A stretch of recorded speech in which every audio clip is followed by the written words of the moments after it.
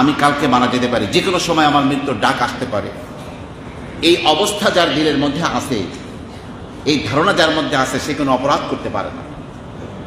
আমার প্রিয় ভাইরা, এই তাকওয়া পরহেজগারি যদি কারোর মধ্যে চলে আসে, তার রিজিকে কখনো অভাব হবে না। এমন দিক থেকে আল্লাহ বলেন যে আমি তাকে রিজিক দেব, সে কল্পনাও করতে পারে না।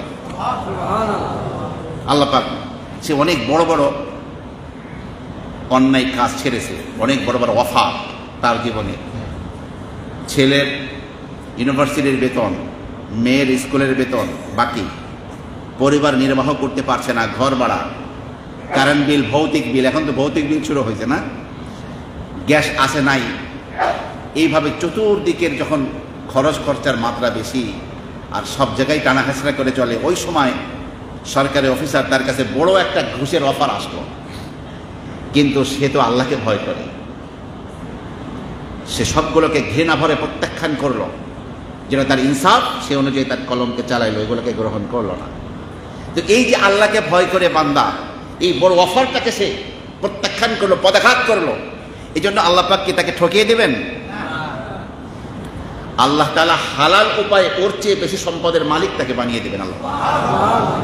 কিন্তু এতটুকু ধৈর্য তো আমাদের নাই, এই জন্য আমরা দুর্নীতি করি, আমরা অন্যায় পথে যাই। তাহলে এক নম্বর হলো কি করা? তাকওয়া পরহেজগারি অবলম্বন করা। আল্লাহ বলছেন ওয়ালাউ আন্না আহলাল কুরা, যদি জনপদবাসী আমানু ওয়াত্তাকাউ, ঈমান আনতো আর আল্লাহকে ভয় করত, লাফাতাহনা আলাইহিম বারাকাতিম মিনাস সামাই ওয়াল আরদ, আকাশমণ্ডলী এবং জমিনের সমস্ত রহমতের দরজা আমি তাদের জন্য খুলে দিতাম। আজকে আফগানিস্তানের দিকে তাকান, তারা আল্লাহর হুকুম সেখানে কায়েম করছে, আল্লাহর ভয় করে সেই রাষ্ট্র চলতেছে। আল্লাহ সুবহানাহু ওয়া তাআলা তাদেরকে দুনিয়ার মানুষ এখনো স্বীকৃতি দেয় নাই, দু একটি রাষ্ট্র ছাড়া। পৃথিবী থেকে বলতে গেলে অনেকটা বিচ্ছিন্ন হয়ে তারা চলছে। আল্লাহ পাক হীরা মানিক্যের খনি দিয়ে দিয়েছে তাদের কাছে। তাদের মুদ্রা পৃথিবীর তৃতীয় বৃহত্তম মুদ্রা হয়েছে। কত দ্রুত তারা এত বছর ধরে যুদ্ধ বিগ্রহে পুরা দেশ পোড়া মাটি হয়ে গেছে, সেই দেশকে পুনর্বাসিত করার দিকে তারা উদ্যোগ নিচ্ছে। তাদের সবার মাথায় পাগড়ি, 5 ওয়াক্ত নামাজ তারা পড়ে, আল্লাহওয়ালা, আল্লাহকে ভয় করে চলে। আল্লাহ পাক আসমান জমিনের সমস্ত রিজিকের দ্বার তাদের জন্য খুলে দিয়েছে। এটা আল্লাহ পাকের ওয়াদা, আল্লাহকে ভয় করে চলো, সমস্ত রহমতের দ্বার তোমার জন্য খুলে যাবে। যেই সমাজ বা রাষ্ট্র আল্লাহকে ভয় করে চলবে, তাদের জন্য এই নিয়ামত অবশ্যই আল্লাহ পাক দান করবেন। আসুন, 2 নম্বর হলো আমরা সকলেই অপরাধী, বেশি বেশি পরিমাণে তওবা এবং ইস্তেগফার করতে থাকা। আস্তাগফিরুল্লাহ আস্তাগফিরুল্লাহ রাব্বি মিন কুল্লি যামবি ওয়া আতুবু ইলাইহি লা হাওলা ওয়া লা কুওয়াতা ইল্লা বিল্লাহিল আলিয়্যিল আযীম। আস্তাগফিরুল্লাহাল আযীম আল্লাযী লা ইলাহা ইল্লা হুয়াল হাইয়ুল কাইয়্যুম ওয়া আতুবু ইলাইহি ওয়া লা হাওলা ওয়া লা কুওয়াতা ইল্লা বিল্লাহিল আযীম। বিভিন্নভাবে, বিভিন্ন শব্দে, বিভিন্ন সিগায় আল্লাহ পাকের কাছে ক্ষমা এবং ক্ষমা চাওয়া যায়, তওবা করা যায়। আমার প্রিয় ভাইরা, এই ইস্তেগফার হলো এমন আল্লাহ পাকের নিয়ামত, এই নিয়ামত আল্লাহ পাক যাকে দিয়েছেন, সর্বদা ইস্তেগফার করার সুযোগ দিয়েছেন, তার কোনো অভাব দুনিয়াতেও হবে না, আখিরাতেও হবে না। তাফসীরে কুরতুবীতে চমৎকার একটা বিষয় আসছে। তাফসীরে কুরতুবীতে ইমাম কুরতুবী, কর্ডোবায় ছিল, স্পেনে বাড়ি ছিল, তিনি লিখেছেন যে হযরতে হাসান বসরির কাছে এক লোক এসে বলল যে হযরত, আমাদের এলাকায় কোনো বৃষ্টি হচ্ছে না, আমরা কি করব? তিনি বললেন ইস্তেগফার করো। আরেকজনে এসে বলল যে আমাদের নদ নদীর পানি শুকিয়ে যাচ্ছে, গাছপালা মরে যাচ্ছে, কি করব? তিনি বললেন ইস্তেগফার করো। আরেকজনে এসে বলল, হযরত 10 বছর বিয়ে করেছি, বাচ্চা কাচ্চা হচ্ছে না, আমার বাচ্চা খুব দরকার, আমি কি করব? তিনি বললেন ইস্তেগফার করো। এইভাবে এক একজনে এক এক সমস্যা নিয়ে আসছে, কিন্তু ওনার ঔষধ একটাই। আমরা বলি যে ভাই, ছোটবেলায় হোমিওপ্যাথি ডাক্তারের কাছে আমাদের অসুস্থ হলে আমাদের বাবা মা নিয়ে যেত, তখন ডাক্তার খালি বলতো জিহ্বাটা পাতো। আপনাদের মনে আছে এই জিনিস? জিহ্বাটা পাতলে হোমিওপ্যাথি শেষে দিয়ে 1 ফুট দিয়ে দিত, মনে আছে সেই দিনের কথা? তো সমস্যার কথা বললো অনেকগুলো, কিন্তু ঔষধ একটাই, ইস্তেগফার। কেউ জিজ্ঞাসা করলো, হযরত 5 জনে 5টা সমস্যার কথা বললো, আর আপনি ঔষধ দিলেন ইস্তেগফার, এর কারণ কি? হযরত হাসান বসরি বললেন, কেন তোমরা কোরআন কারীমের 29 পারার সূরা নূহ পড়নি? যার মধ্যে হযরত নূহ বলছেন ফাকুলতু ইস্তাগফিরু রাব্বাকুম ইন্নাহু কানা গফফারা। নূহ নবী তার জাতিকে বলেছিলেন, এই আমার জাতি, তোমাদের রবের কাছে ইস্তেগফার করো, ক্ষমা চাও, তিনি ক্ষমাশীল, ক্ষমা করে দিবেন। ইউরসিলিস সামাআ আলাইকুম মিদরারা, প্রচুর পরিমাণে তিনি বৃষ্টি বর্ষণ করবেন তোমাদের উপর। ওয়ায়ুমদিদকুম বিআমওয়ালি ওয়া বানিন, টাকা পয়সা দিয়ে, সন্তান সন্ততি দিয়ে আল্লাহ পাক তোমাদেরকে সহযোগিতা করবেন।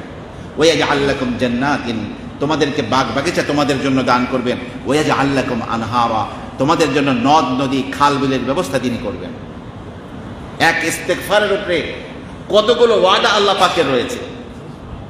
এই জন্য ইস্তেগফার যেই পরিমাণ আমরা পড়ব, আপনার টাকা পয়সার অভাব হয়েছে, টাকা পয়সা নাই পকেটে আপনার, তাহলে বুঝতে হবে এমন কোনো অপরাধ আমাদের দ্বারা হয়ে গেছে, আমার দ্বারা, আমার রিজিক তো আমার রব আমার সৃষ্টির 50,000 বছর আগে লিখে রাখছেন, তো এখন রিজিকের অভাব কেন হলো?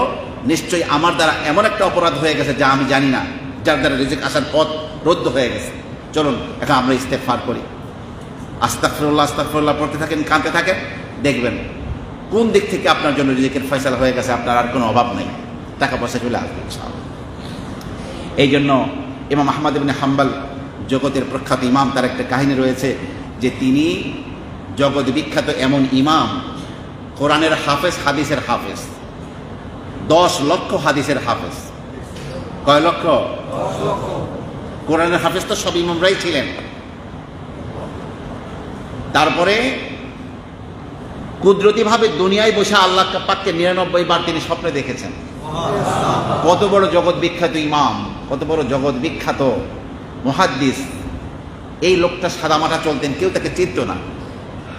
অনেক দূরের এক সফরে গিয়েছেন, বেচারা কোথায় যাবেন, সেই জামানায় তো আবাসিক হোটেলের সিস্টেম ছিল না। মসজিদের দারোয়ান বলতেছে এখানে থাকা যাবে না, এখানে কোনো মানুষের থাকা নিষেধ। তখন বললেন, ভাই আমি দূরদেশের মুসাফির, আমি কোথায় যাব, আমাকে একটু বারান্দায় থাকতে দাও, তাও থাকতে দেবে না। শেষমেশ উনি পোটলাপাটলি নিয়ে যখন শুয়ে পড়ছেন, মসজিদের দারোয়ান ওনার পাওটাই না মসজিদ থেকে ওনার পোটলাপাটলি সহ বের করে দিয়েছে। উনি পরিচয় দেন নাই যে আমার নাম আহমদ ইবনে হাম্বল। এক যুবক বাহিরে ঘোরাফেরা করছিল, সে বলল যে ঠিক আছে, মসজিদ যখন আপনাকে গ্রহণই করলো না, চলুন আমার বাড়িতে থাকবেন আপনি আজকে। আহমদ ইবনে হাম্বল ভাবলেন আল্লাহ পাকের পক্ষ থেকে এটা বড় সাহায্য আমার। তিনি যেই ছেলেটির বাড়িতে গেলেন, যেই যুবকের বাড়িতে গিয়ে দেখেন এই যুবক সারা রাত রুটি বানায়, সকালবেলা রুটি বিক্রি করে। এর সাথে সাথে তন্দুর রুটির মতো ঠান্ডা হয়ে যায়, সকালে খাওয়া যায় না এমন না। মিশরে আছে জবের রুটি, ফুটবলের মতো হয়, সারা রাত বানায়, সকালে বিক্রি করে। তো আহমদ ইবনে হাম্বল তাকিয়ে দেখছেন যুবক ওনাকে খাওয়া দাওয়া করতে দিয়ে ওনাকে বিশ্রামের ব্যবস্থা করেছে, আর যুবক বড় চুলা আছে তার বাড়িতে, সে শুধু রুটি বানাচ্ছে, কিন্তু আটা ছানতেছে, রুটির খামিরা তৈরি করছে, রুটি আগুনে দিচ্ছে, আর আস্তাগফিরুল্লাহ আস্তাগফিরুল্লাহ আস্তাগফিরুল্লাহ পড়ছে। সকালবেলা ইমাম আহমদ ইবনে হাম্বল বললেন, বাবা আমি তোমাকে সারা রাত আস্তাগফিরুল্লাহ আস্তাগফিরুল্লাহ পড়তে দেখলাম, ব্যাপারটা কি, তুমি অন্য কোনো জিকির করো না? তখন বলছে যে দেখুন, আমি এই আস্তাগফিরুল্লাহ পড়তে পড়তে এমন নিয়ামত পেয়েছি, আমার দুনিয়ায় যত আশা ছিল সমস্ত আশা পূর্ণ হয়ে গেছে। একটা আশা শুধু বাকি আছে পূর্ণ হতে, তা হলো এই যুগের বড় ইমাম আহমদ ইবনে হাম্বলকে শুধু দেখতে বাকি, আর সমস্ত আশা আকাঙ্ক্ষা পূর্ণ হয়ে গেছে। আহমদ ইবনে হাম্বল চোখের পানি ছেড়ে দিয়ে বলছেন, আজকে তোমার যে মেহমান সে লোকটার নাম হলো আহমদ ইবনে হাম্বল, আমি আহমদ। এই যুবক তো কল্পনা করতে পারে না, চিৎকার করে জড়াই ধরে কপালে চুমে খেয়ে বসে যে হযরত, তাহলে এই পৃথিবীতে আমার চাওয়া পাওয়ার কিছু বাকি নাই, আস্তাগফিরুল্লাহ পড়ার মধ্য দিয়ে আল্লাহ পাক সেই আহমদ হাম্বলকেও আমার ঘরে টেনে নিয়ে আসছে। এই জন্য আমাদের সর্বদা জিহ্বার মধ্যে কি থাকতে হবে? আস্তাগফিরুল্লাহ। সবাই রাজি আছেন ইনশাআল্লাহ? রিজিকের কোনো অভাব হবে না ইনশাআল্লাহ। ইস্তেগফার বাড়িয়ে দেই, রিজিকের কোনো অভাব হবে না। আল্লাহর পক্ষ থেকে, আল্লাহর অফুরন্ত ধনাগার থেকে আপনার আমার জন্য রিজিক আসতেই থাকবে ইনশাআল্লাহ।